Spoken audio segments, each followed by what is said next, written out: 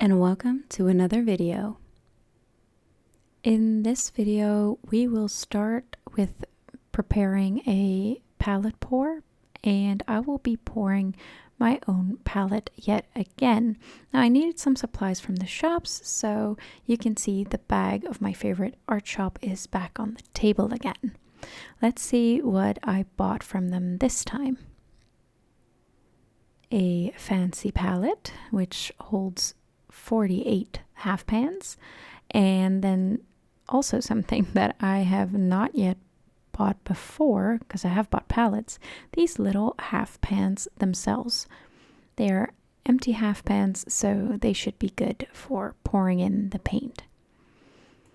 Now, in the past, I poured in different palettes that actually have their own wells that are just stationary and static, but I really like my Rembrandt palette that I use a lot, and it happens to be this kind of palette. So as I said, it's for 24 full pans or 48 half pans, a little dusty there, which is the exact size as my Rembrandt palette, but that came pre-filled.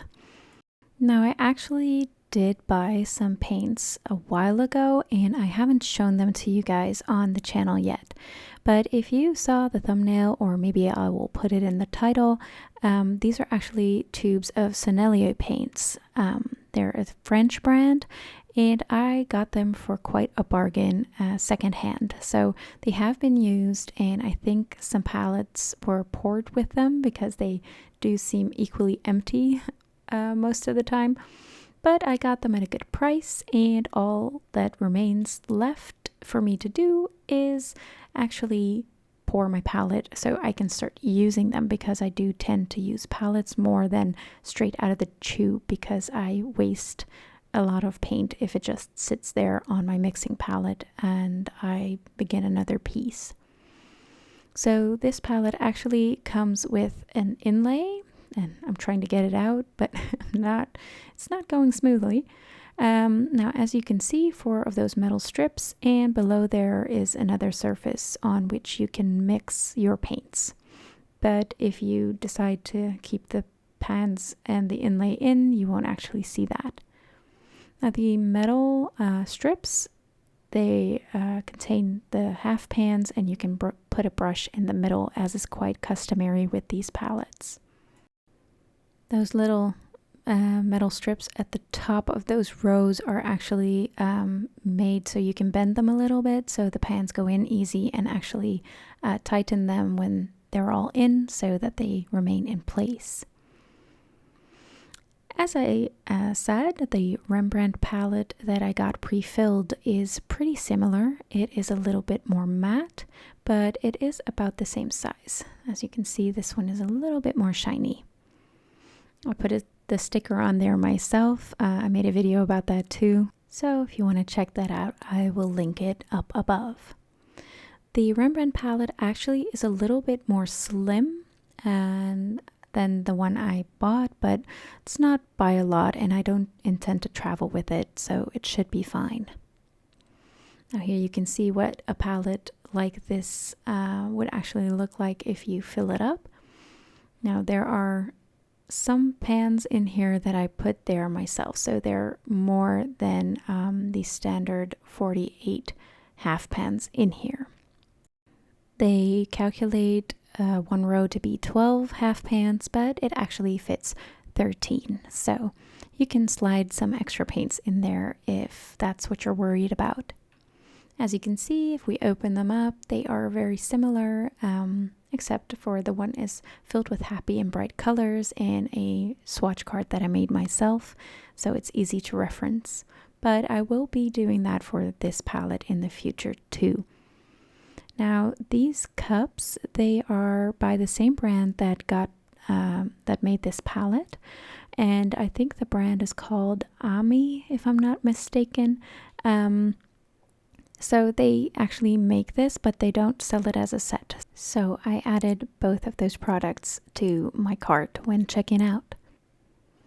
Now, these half pans, some of you who have already done this on their own, they will probably know what a half pan looks like, but for you that don't, it's this small little cup, and it's made out of plastic, and it can hold about 2 milliliters of paint comfortably.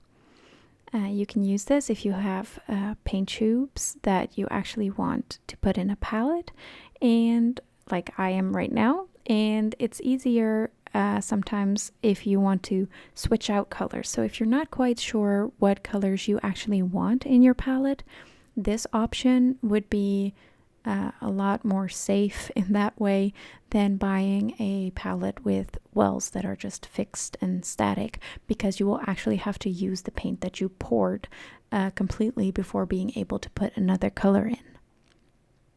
This container that I bought contains 40 of these little half pans, and I actually have 32 tubes of Sennelier paint, so it should be able to hold all of them and give me some room if I screw up on the paint pouring, which I'm hoping of course I don't, but you never know. So I think I have everything that I need to start actually getting the paints out and begin prepping for the pour some more. And I'm back with the paints. There we go. I had them stashed away in these little jars in my art room, and I haven't actually worked with them at all yet. So I am so curious to see what the consistency will be like. I've heard great things.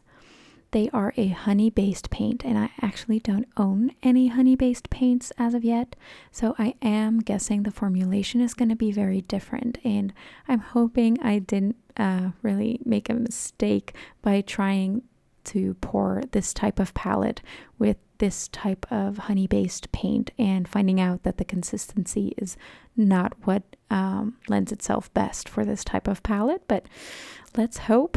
We're just gonna do it and we'll see how it turns out.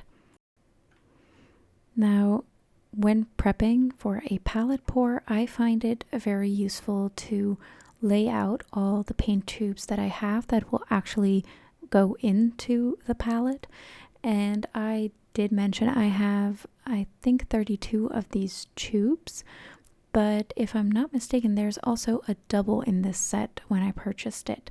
I wasn't sure if there was one or multiple doubles, so I decided to just lay them all out so I could have some overview over what colors were in this purchase, and also see how I would want to structure them, because figuring out the layout of your palette as much as possible in the beginning is something that I find really satisfying to do, but also really helpful, because else I will be trying to wiggle around those little half pans when they still contain wet paint, because I know myself and I can't stand it being in an order that I don't find pleasing.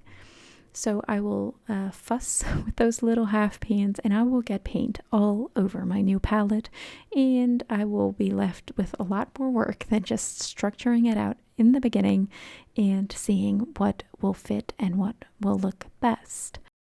I do have two surprise paints for this palette, which are a Holbein Shell Pink and a Schminke Blue. So that was it for the art haul and the palette prep for this video, and I will be actually doing the pouring and the swatching and all of that in my next part of this video. So if you are as curious as me to find out what the consistency is like and how the palette pour goes, and see some very satisfying footage of me pouring half pans out of these tubes, then I would recommend subscribing to my channel and staying tuned for the next part. If you've worked with Sennelier paints, please give me a heads up about what I'm getting myself into. And if you like this video, consider leaving a like and or a comment down below. And I will see you in the next one. Bye!